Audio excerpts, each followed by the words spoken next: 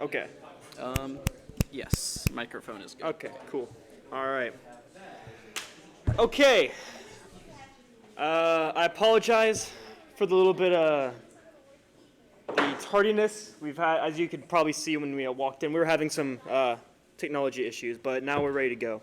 Yeah, get your computer off the thing. Welcome to the Association of Cyber. Anyways, yes, welcome to the Association of Cyber Engineers. I'm the ACE president, Seth Warren, and today we're going to be talking about NMap and networking, so it's going to be fun.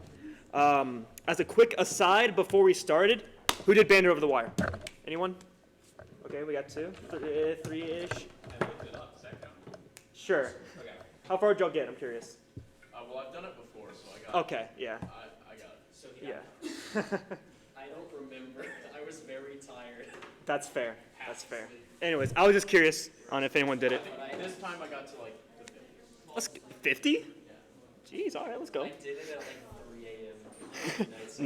Nice. Anyways, that's cool. Oh, I skipped one. Anyways, we have this now.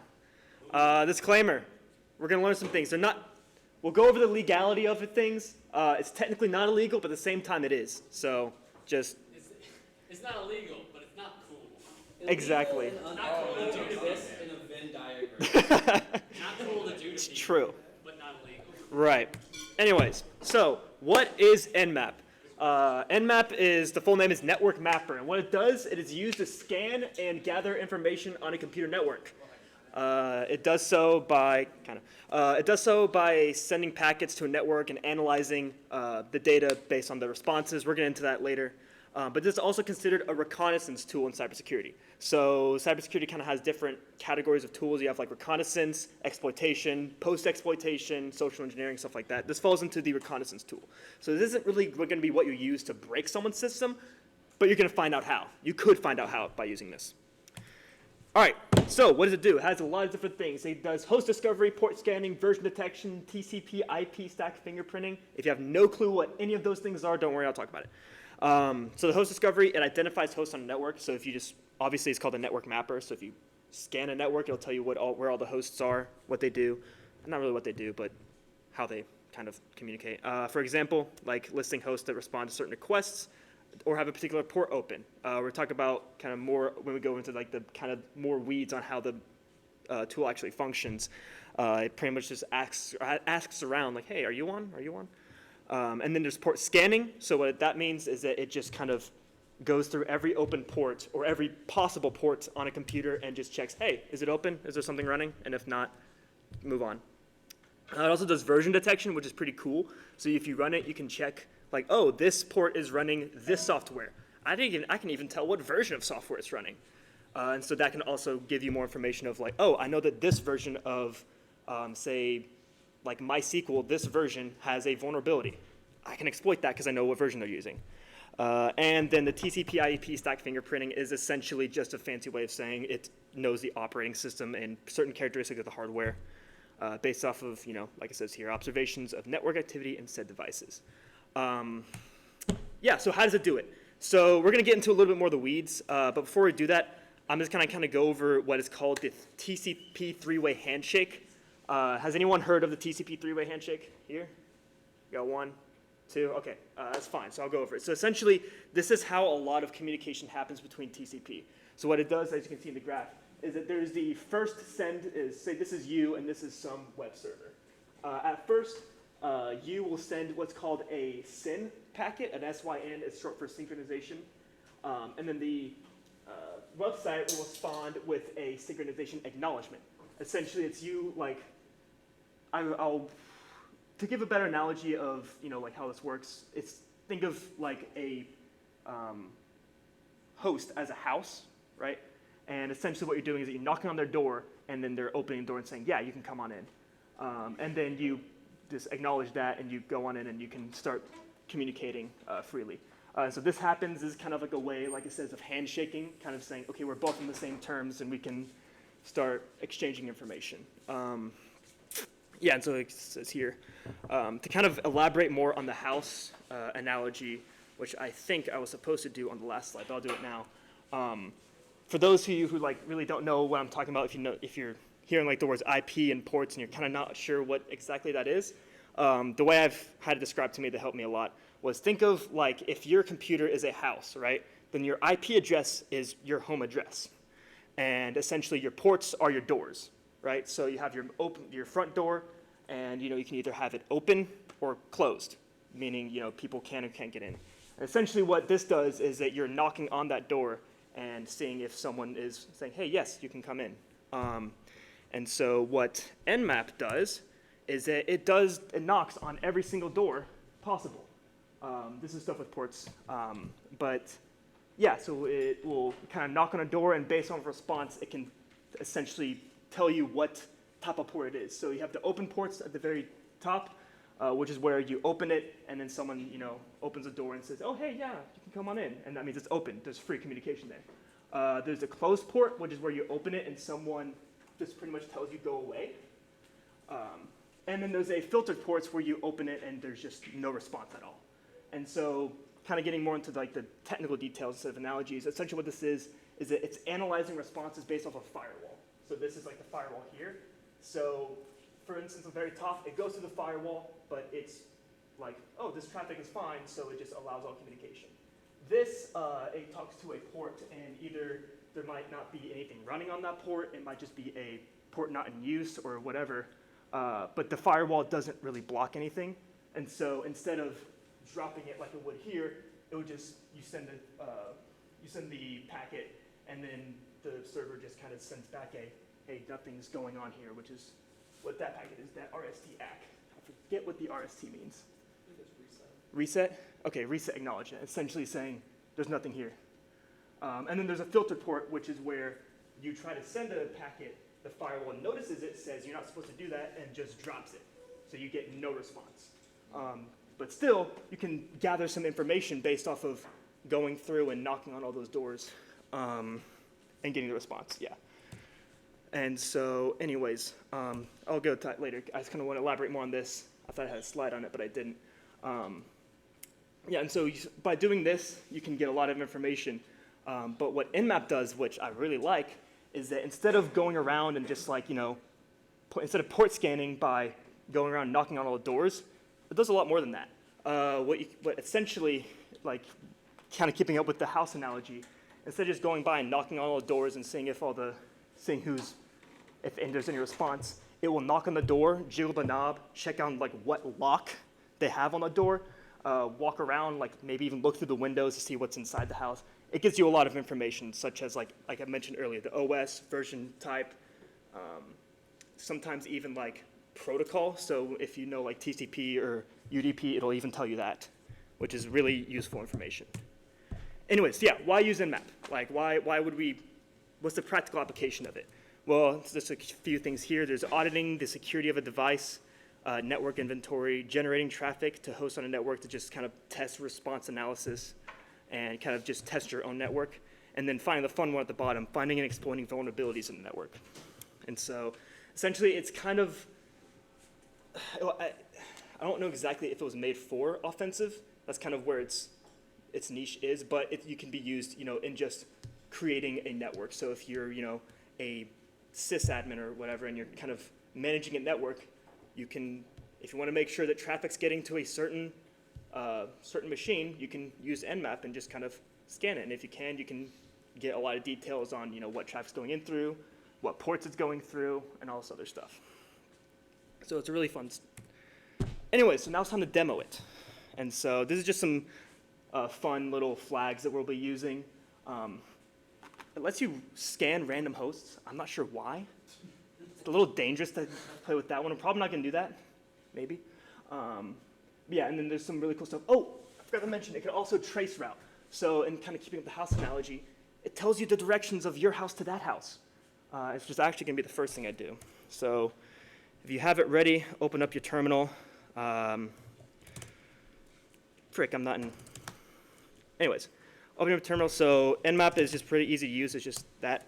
And then you can have man NMap, and I'll just give you all let me full screen this. Give you all the information you need, but that's a little daunting, so we're just going to kind of keep it simple. You can also control plus. Control plus. Oh, yeah. There we go. There we go. That's a little better. Anyways, so I'm gonna showcase a trace route because that's honestly super cool to me. So if you do tech trace route, if I can spell it correctly, you can pretty much, you can scan a network and then it'll tell you like exactly where in like the big wide internet, what IPs it pretty much bounced off to get to where your destination was. And so this shouldn't be too bad. I can just do Google, right? And then, oh, I'm gonna need your password.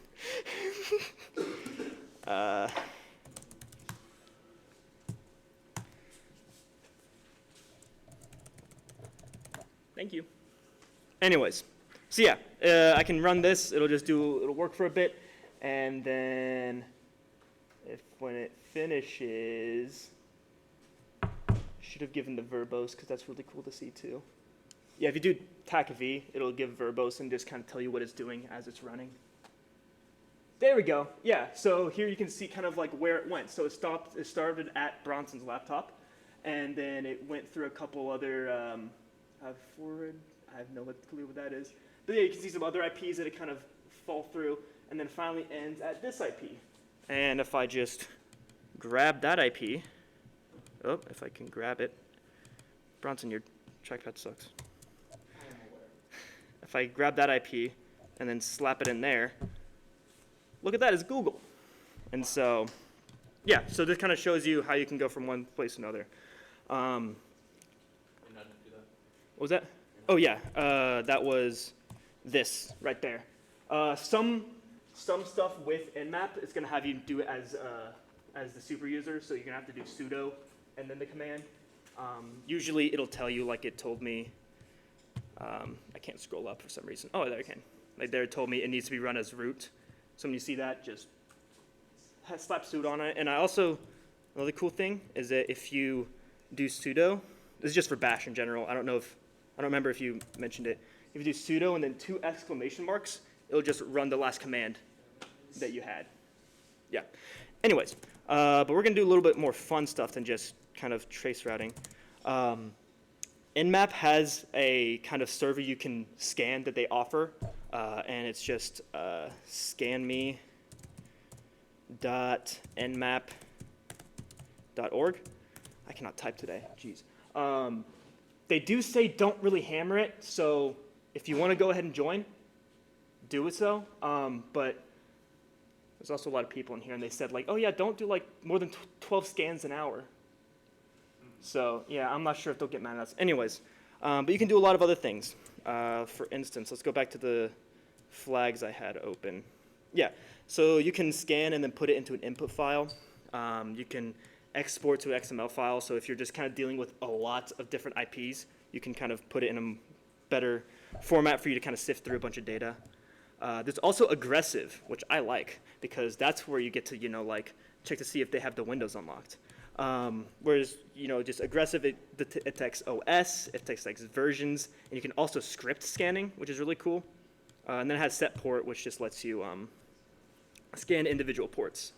And so we're just gonna go ahead and slap on that TAC A on there, and then this as well. So what this syntax does is that it's TAC P, which means scan as port, and then this another TAC just means scan all ports. So from 0 to I think 65,000 something.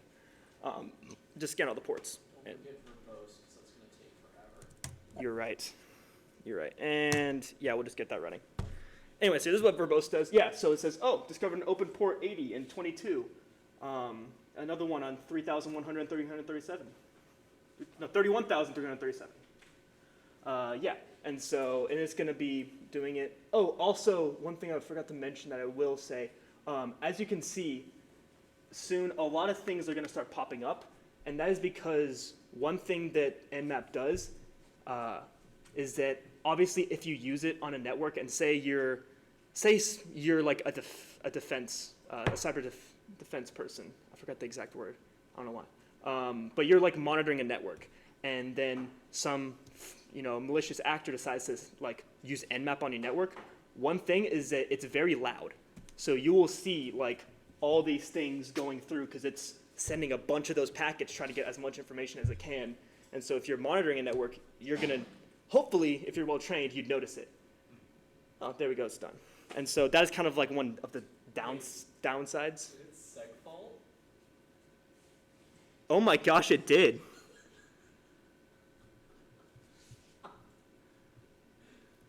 Okay, interesting. Anyways, I never saw, that's never happened on my computer. It didn't happen on my machine. Anyways, I guess we'll just run it again. Here, let's do it this way, so. Hopefully it'll work this time. They might get mad at me though. Anyways, what was I going on about? Oh yeah, so that's kind of considered a downside of NMap is that if you're trying to be discreet in like taking information, it makes a lot of noise. Anyways, while that's running, I'll just kind of keep going. Actually, no, here's what I'll do. While that's going, I'm gonna open up another tab. Oh, it's PowerShell, ew. Kali Linux. There we go. Anyways, what we're gonna do is we're going to run NMap on ourselves. But first, we're just gonna, I had it set up on this computer, but obviously, so what I'm just gonna do real quick is I'm just gonna write a quick Python program to just open up a socket on this computer and then show you kind of what it looks like if you see it, because if this segment faults again, oh, a segment faulted again. Okay, but as you can see, it at least got the trace route part, where you got the same kind of start, and then it goes through a couple places, and it just kind of concatenates a bunch into like, yeah, there's like 12 hosts here, and then it finally ends up on this IP. And it should, if I just pop this back into a browser, give me to like the, yeah, this is the NMap board. Yeah, so they say, yeah, you can scan it. A few scans a day is fine, but don't scan 100 times a day, or use this to test your brute force password cracking tool. So, yeah, that's cool. That's not good. Anyways, yeah, so I'll just write this real quick. It should not be fine. S equals socket.socket. I guess we'll just do a quick little Python programming tool. Yeah, you can't really see it that well, but in Python, there's the socket library, which lets you do a bunch of like server stuff and communication. And when you take networks, you're going to do a lot with it, and it's fun. So the host is just going to be equal to localhost. And then the port will just be that. And then s.bind, I believe? Yes. Yeah, and then it has to be a tuple for some reason. Host port. That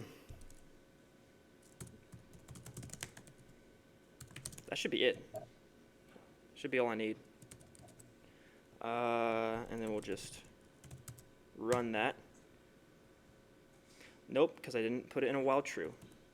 Or I didn't put a while loop. S dot accept, I think, is the one Yeah. that actually waits. I need to, oh wait. Oh shoot. There we go. And then, yeah, s.accept. And then I'll just immediately close it.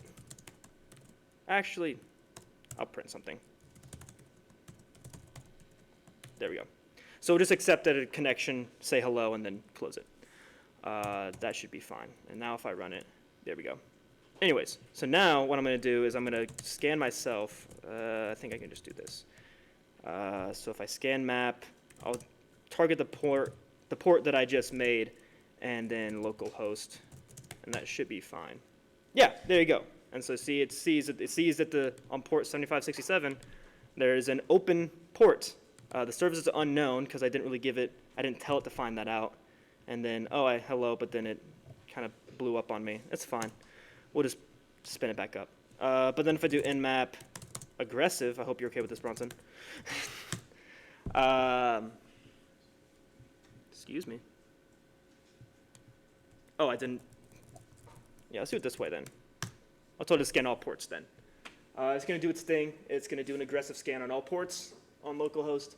And then, yeah, so now I got a little bit more information. The service is TCP wrapped, which is kind of cool because that's what the socket package on Python uses. It's all TCP by default. So now I know exactly what port it is. I know that it's open. I know what protocol it uses. And so from there, I can then, go to my collection of tools, hacker tools, and pick the right one for the job and go at it. One thing that I was going to show, but it decided to crash 2 times in a row, was on the NMap website, there was an open port on 22, which is SSH, which is not really a good one to have open.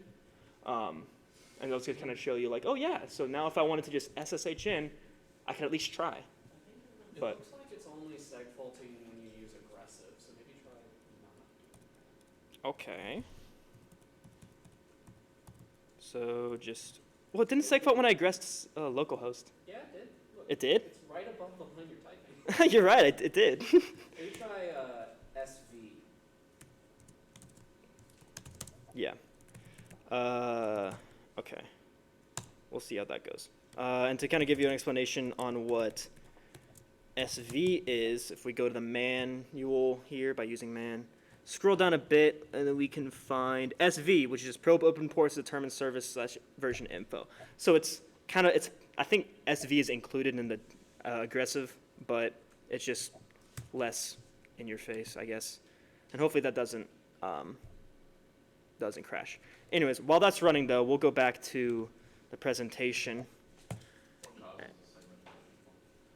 Segmentation fault. I think NMap was written in C. Yeah. So So basically, that's like that's a very low level problem with like memory, which basically happens if someone like you only ever encounter it when you're programming in C, because C is basically the only language out there that lets you access memory directly. And a segmentation fault is whenever you attempt to access memory that you don't have actually allocated. Oh.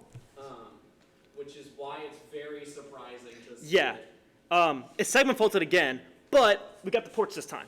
And so yeah, so there's a port 22, which is SSH, and then port 80, which is HTTP, and we see, oh, it's running Apache on an Ubuntu system. And then here I can see it's TCP SSH on another Ubuntu system, so most likely, and it's open SSH. So I'm gonna hold myself back and not try.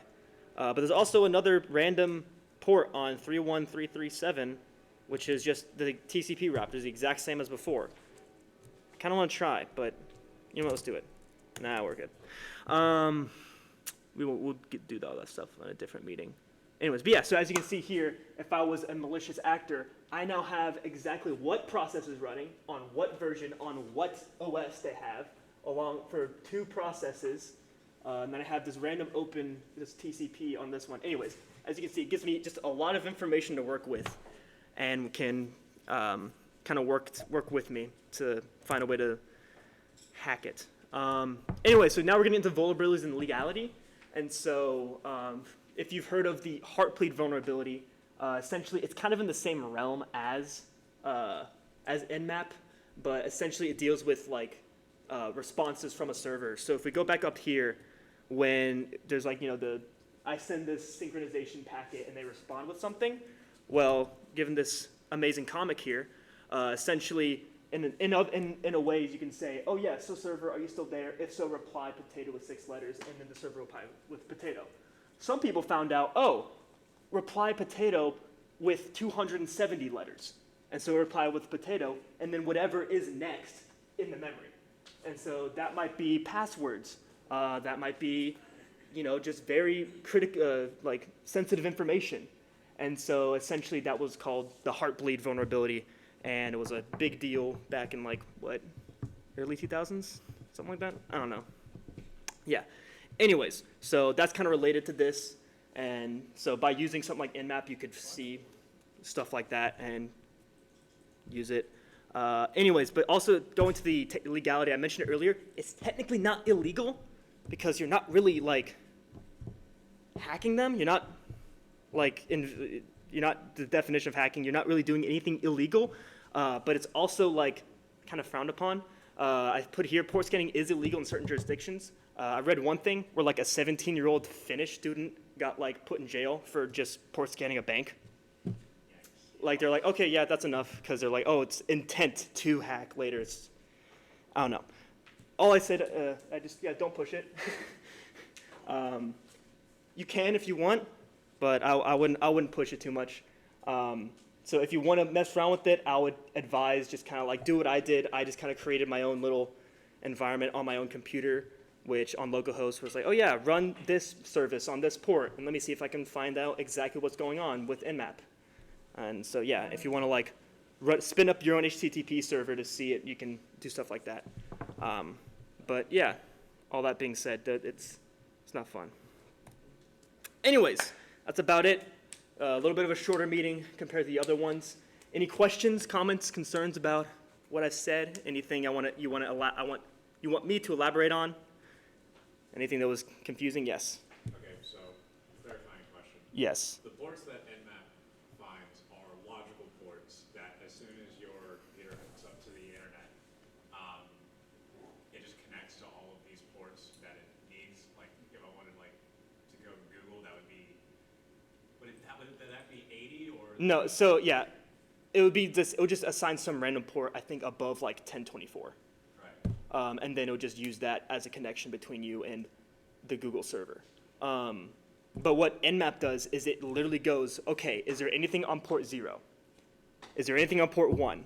All the way through the max number of ports, which is like 65,000, Okay. whatever. And once again, these are logical ports, not like the ports. Yeah, no. Yeah, ports being the networking term, ports. So not like a USB port, doesn't scan those.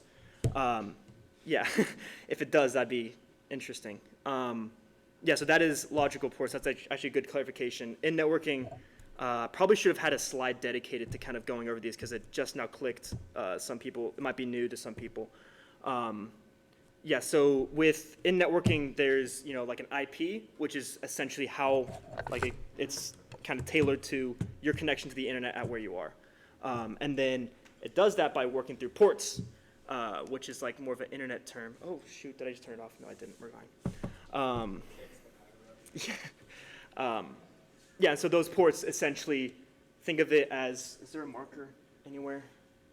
The cap's off, does it work? It works-ish. So if you have this is your computer, and then this is the big internet out here, it will make a connection, but it'll do so through a little box, so to say, that's your port. And so essentially what that means is that's how you maintain multiple connections. So if I have this open and then I have another one that's on Google, they're both using 2 different ports. Anyways, yeah. So essentially, for a web server, for Google, there needs to be a client and a server, and Google has an HTTP server running, which is always listening for someone to connect to it. That HTTP server has a port assigned to it by the OS that is always open because it's actively listening. Whenever you try and connect to that, your OS opens a port on your machine that's also randomly assigned, sends a request to the HTTP port, and then that HTTP server knows to respond to the port you sent from.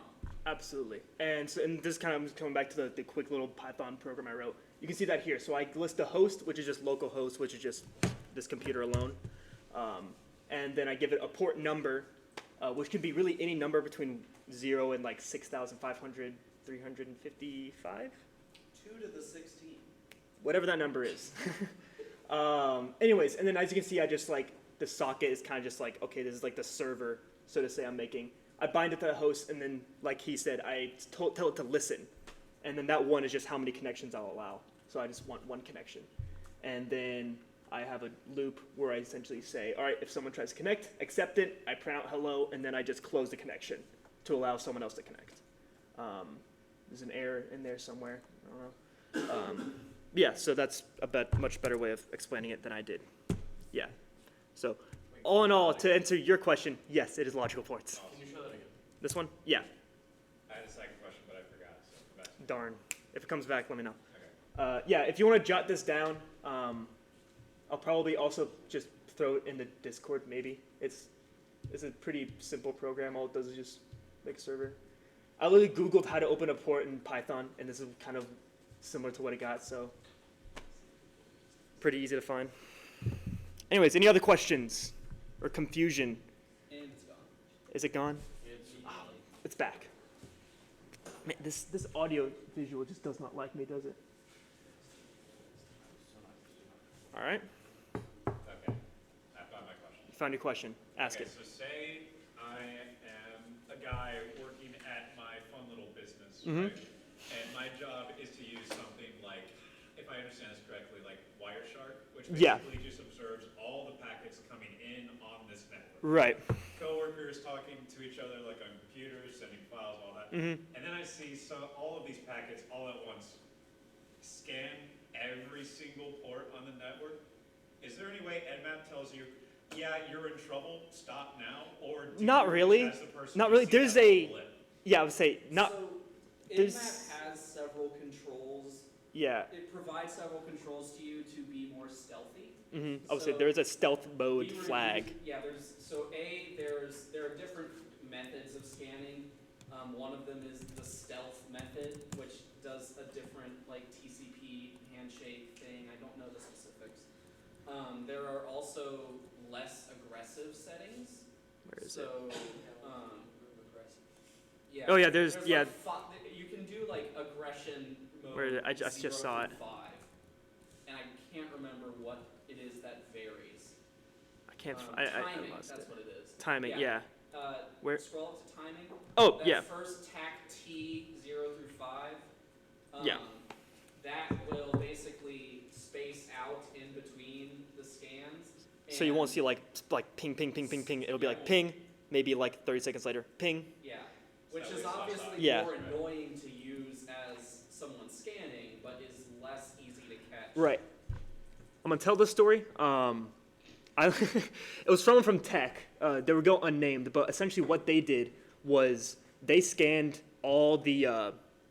They figured out that all the cameras on campus. This was like 3 or so years ago. All the cameras on campus had like default credentials, and so what they did, yeah, and so what they did is that they scanned the entire campus, but they went at a crawling pace, so nobody really figured it out. Yeah, and then he was able to log into all the cameras on Yeah, I campus. think- That was a big deal. So I think when John told the story,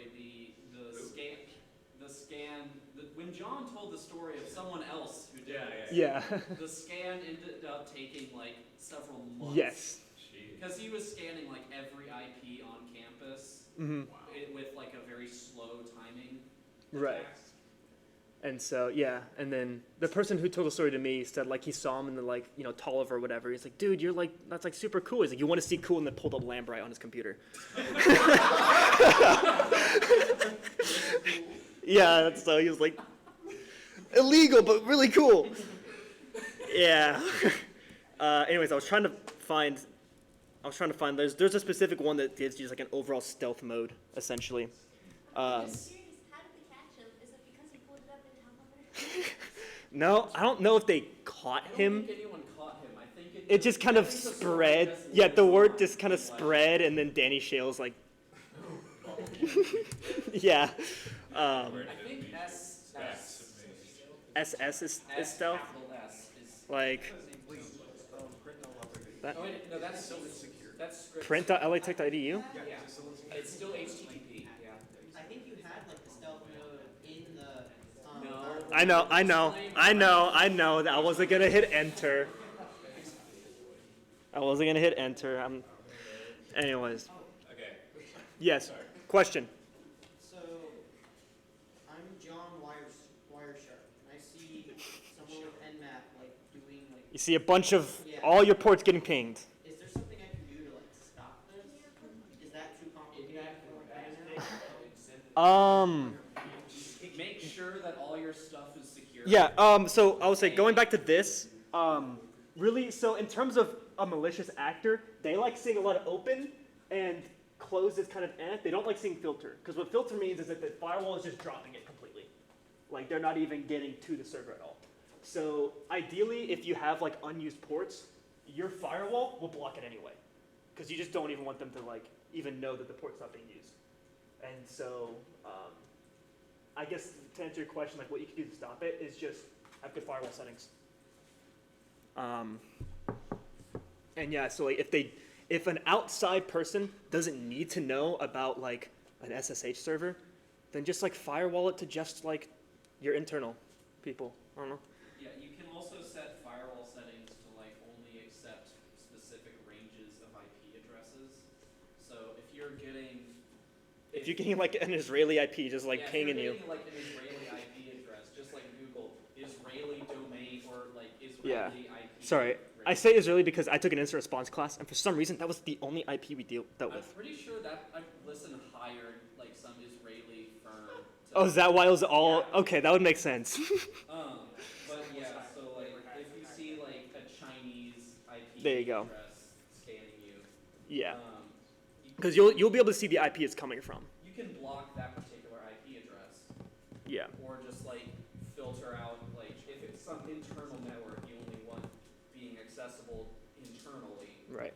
And that's where we can start getting in, and that's where we can start getting into like network architecture, which is a whole other beast. But of course, you still don't want to necessarily assume everyone on the internal network is trustworthy either. Yeah, I will say, and then like that you get into like, okay, do really people in finance need to know about this? Yeah. No. Okay, Yeah. I've got one question. Yeah, okay, yeah, keep going. Are there any ports specific to an OS? Or is the port just an internet thing and all operating systems just understand? Ports, I would Yes say, and no. yeah, Ports, the first 1024 ports are assigned by some standards organization I mean, to like, assigned kind of softly. You don't really, recommended, basically, like to a specific service. So HTTP will always be port 80. SSH will always be port 22. Those are the two I know off the top of my head. FTP will FTP always is- be port 21. yeah. Yeah. What is 40? Is there a 40? Hold on, I can Google this. Yeah. We're computer So, scientists, we Google from things. That, yeah, from that you can kind of infer a lot about, because like SSH, There we to go. my knowledge, there's not like a really widespread like SSH server Yeah, here we go. for Windows. So if you see SSH, it's probably Yeah, so you have FTP, which is data transfer, is on port 20. FTP control command is on 21. SSH is on 22. Yeah, and so there's like all the way. Yeah, okay, just don't use 20. So like believe like 80 is like the typical one for HTTP. Let me Yeah. see. Yeah, hypertext transfer protocol HTTP on port 80. And so you don't really like. Yeah, you can put your HTTP port on like 83 if you're not using MIT ML Dev. If you're not using that, yeah, you can put it on like 83. It's not really Yeah. like restricted. Kerberos is one that's like specifically used in Windows directory systems. So you see a Kerberos port open, that probably means you're looking at a Windows machine. Yeah. NMap by default has a list of like the most common Mm-hmm. ones, and those are what it scans by default. Yeah, I will say, so if I just scan localhost again, you see it scanned 1,000 ports. So essentially what it does, it went to those 1,000 most common ports and scanned them, and it didn't find anything. Which is why if I spin this guy back up,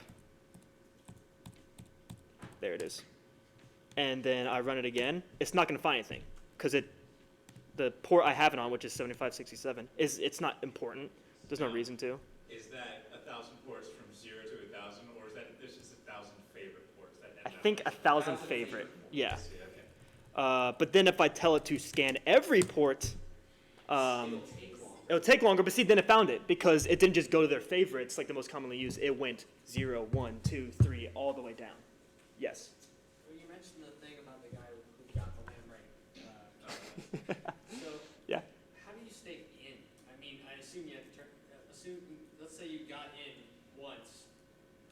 I'm assuming. Yeah. How do you stay in? Yeah. So stay in. Like, if you turn the computer off or close stuff, Right. how would you get right back in? right. So that is called The address in the web browser, yeah. and then log back in. So kind of putting a term to that. That's called persistency. Persistence. Yeah, I think that's like the technical definition. Is persistence essentially, I hacked into the system, how can I make it to where I can get back in really easily?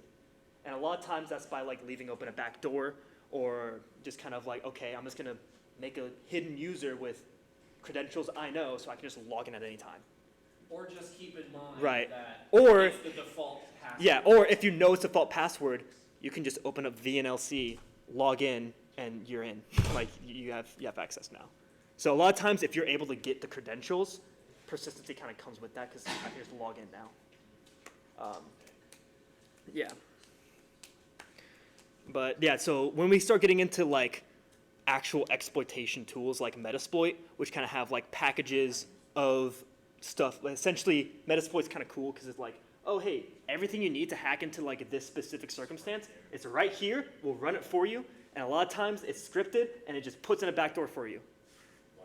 Yeah. That's the only thing that I've only Metasploit, yeah, we'll have a meeting in Metasploit probably like next quarter when we start getting into like exploitation tools. Yeah, so a little preview for that one.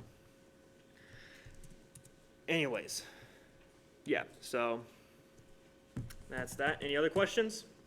Was this recorded? Yes. Yes. What's up? And now I need to remember to put both meetings on YouTube. How is this stuff legal? Like, how is this, like, how can I just go to Metasploit and like, yes, I'd Oh. like to hack everyone in the thing. How do I answer It's a that? very complicated question. Yeah. Which we could probably devote like a whole meeting. A whole meeting to, yeah. Never mind. Cyber law. Yeah. All So it's. I'm trying to find a good way to just sum it up in like one statement, but it's really hard to. As I kind of joked earlier, there exists a Venn diagram of legal and ethical. Some things are both, some things are illegal but ethical. Some things are legal but unethical, and then some things are just neither. And that obviously depends a lot on your kind of use Own, yeah. and where you live and what the law is there. Yeah. But the ethical use for stuff like this is companies or entities who have insecure stuff want to know about it before somebody with actual like malicious intent finds out about it. So Yeah. they will like have programs in place where you just Joe hacker who am just looking for something to do but don't necessarily want to like steal everyone's money and risk going to jail can like get rewarded if you find some kind of vulnerability in your system. Right. And the way you do that is by actually exploiting that vulnerability and hacking them. Yeah, and so that's kind of what I had up here is like auditing the security of the device or firewall or whatever is like, I think I mentioned this in the first meeting, like people will pay you to hack things, like to hack them. Do you So, know Louisiana Tech does not have any of these programs? no, I don't think so, no.